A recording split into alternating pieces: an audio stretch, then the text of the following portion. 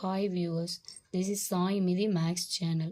Problem 5, second subdivision.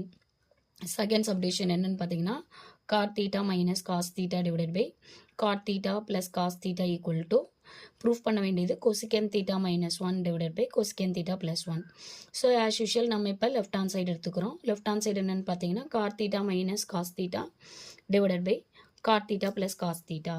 So இப்போ இதில் cot thetaக்கு நமக்கு என்ன தெரியும்னா formula cos theta divided by sin theta minus இந்த cos theta divided by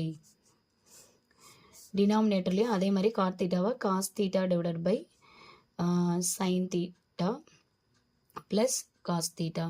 இப்போ நியூமரேட்டரில் காமனாக இருக்கிற டேர்ம் பார்த்தீங்கன்னா நியூமரேட்டரில் cos theta இப்போ cos thetaவை நம்ம வெளியில் எடுத்துறோம். cos theta வெளியில் எடுக்கும்போது நியூமரேட்டரில் ஃபஸ்ட்டு பார்த்தீங்கன்னா 1 by sin theta மைனஸ் இங்கே cos theta வெளியே போயிடுச்சுன்னா 1 divided by டினாமினேட்டர்லேயும் அதே மாதிரி cos thetaவை நம்ம வெளியில் எடுத்துட்டோம்னா 1 by sin theta plus 1. So numerator cos theta denominator cos theta cancel.